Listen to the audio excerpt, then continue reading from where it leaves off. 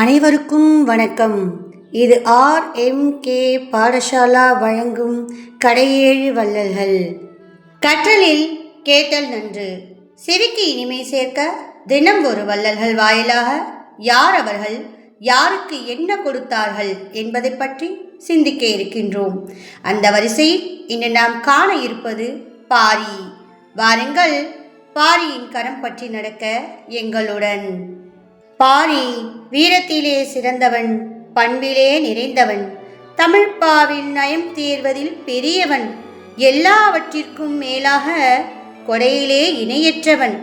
பாரி என்ற உடனே முதலில் அவனுடைய ஆட்சி நினைவுக்கு வருவதில்லை, அவன் வீரம் நினைவுக்கு வருவதில்லை, அவனுடைய வள்ளல் தன்மையே மக்கள் உள்ளத்தில் தோன்றுகிறது. இதனால் பாரியின் கொடைத்தன்மையை பற்றி தெரிந்த சங்ககால புலவர் கபிலர் பாரியின் புகழை போற்றி பாடியுள்ளார். அவற்றுள் உரை விளக்கம் தேவைப்படாத ஒரு பாடல் இது. அதாவது புறநானூற்றில் 107வது பாடல். பாரி பாரி என்று பல ஏத்தி ஒருவன் புகழ்வர் சென்னா புலவர்.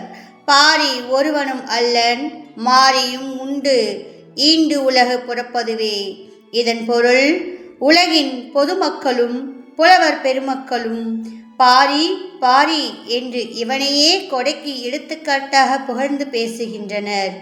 நலியா வண்ணம் காப்பவன் பாரி ஒருவன் அல்ல, உலகை காப்பதற்கு பாரியும் மாரியும் அன்றி வேறல்லர் என்பதாம்.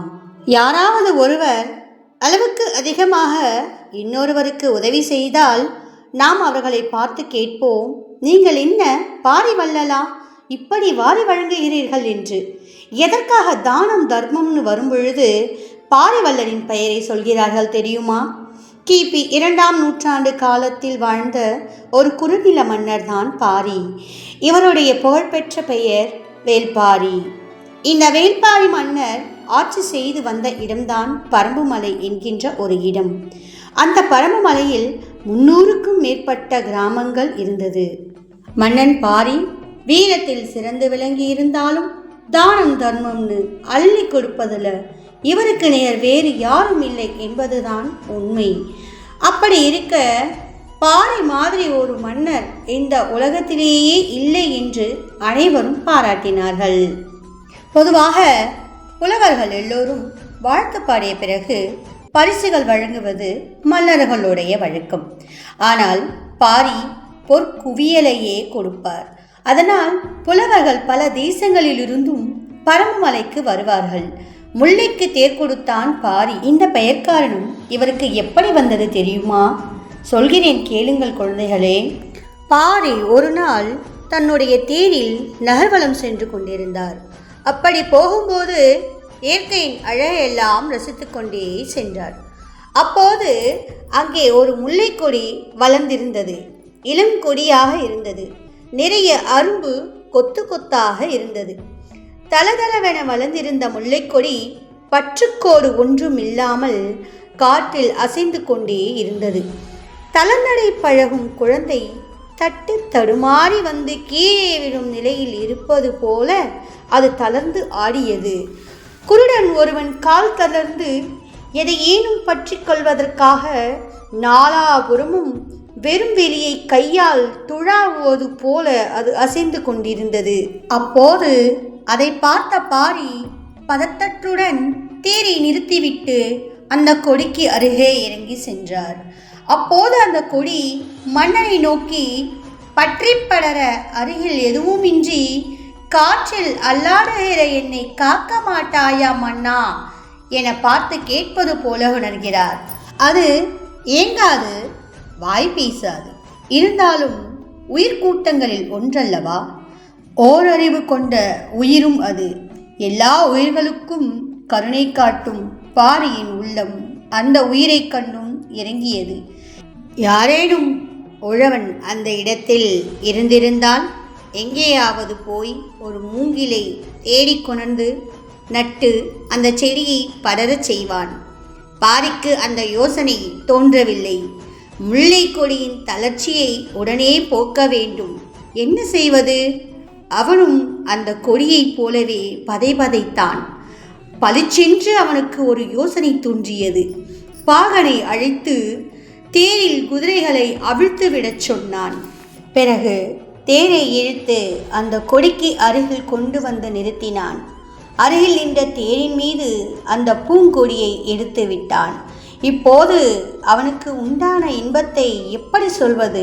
அப்பப்பா, அங்கு தேர் மட்டும் இல்லை என்றால் அவனே அங்கு நின்றிருப்பான். பிறகு முல்லை பற்றுக்கோடு பெற்று படர்ந்த அழகை திரும்பி திரும்பி பார்த்து கொண்டே சென்றான். குதிரைகளோ நேரே பரம்புமலையின் அடிவாரத்தை நாடிச் சென்றது. அங்கே இருந்த குடிமக்கள் குதிரைகளை மட்டும் பார்த்தார்கள். பாரியின் தேர் என்ன ஆயிற்று என்ற கேள்விகள் எழுந்தன. பாகனின் வாயிலாக செய்தி அறிந்து அவனின் செயலை கண்டு வியந்தார்கள். பாரி முல்லைக்கு தேர் கொடுத்தான் என்ற வியப்புக்குரிய செய்தி தமிழகம் முழுவதும் பரவியது. புலவர்கள் புகழ்ந்தனர், மன்னர்கள் பாராட்டினார்கள். அன்று முதல் முல்லைக்கு தேர் கொடுத்தான் பாரி என்று யாவரும் பாரியை வழங்கலானார்கள். தமிழ்நாட்டின் பரம்புமலையில் இருக்கின்ற சிவன் கோவில்தான் இது. இந்த கோவில் எவ்வளவு பழமையானது என்று பார்த்தால் சங்க காலத்தில் இருந்தே இந்த கோவில் வழிபாட்டில் இருக்கிறது. இந்த கோவிலுக்கு பின்னால் தெரிகின்ற மலைதான் பரம்புமலை என்று சொல்கிறார்கள். தற்பொழுது காலத்தின் பெயரால் மருவி பிரான்மலை என்று இன்றைக்கும் அழைக்கப்படுகிறது. இது சிவகங்கை மாவட்டம் சிங்கமனூரிலிருந்து 10 கிலோமீட்டர் தொலைவில் அமைந்துள்ளது. அங்கேதான் பாரி முல்லைக்கு தேர் கொடுத்த இடமும் உள்ளது. இந்த காணொளியை இன்று நம்முடன் பகிர்ந்து கொள்ள காரணம் என்ன? அந்த காணொளியின் மூலம் நாம் கற்றுக்கொள்ள வேண்டியது என்ன? தெரிந்து கொள்ளலாமா குழந்தைகளே? நாமும் பாரியைப் போலவே பிறருக்கு தேவையான உதவிகளை எப்போதும் மகிழ்ச்சியோடு செய்ய வேண்டும். அன்பு, உதவி, அறிவு, நேரம், நம்மால் முடிந்ததை நற்பண்போடு வழங்க வேண்டும். இன்று பாரி நம்முடன் இல்லை. ஆனால் செடியும் பறவையும் மழையும் சூரியனும் கோடை விடுமுறையில் மாணவர்களுடன் உங்கள் ஆசிரியையும் என்று அவரை பற்றி பேசிக்கொண்டிருக்கிறோம். குழந்தைகளே, பாரியின் கொடைத்தன்மையை பற்றி இன்று அறிந்து கொண்ட நாம் அடுத்த காணொளியில் பாரியின் வீரம் மற்றும் வாழ்க்கை முறையை பற்றி அறிந்து கொள்ளலாமா? தயாராகுங்கள் குழந்தைகளே. அடுத்த நாள் காணொளியில் காணலாம்.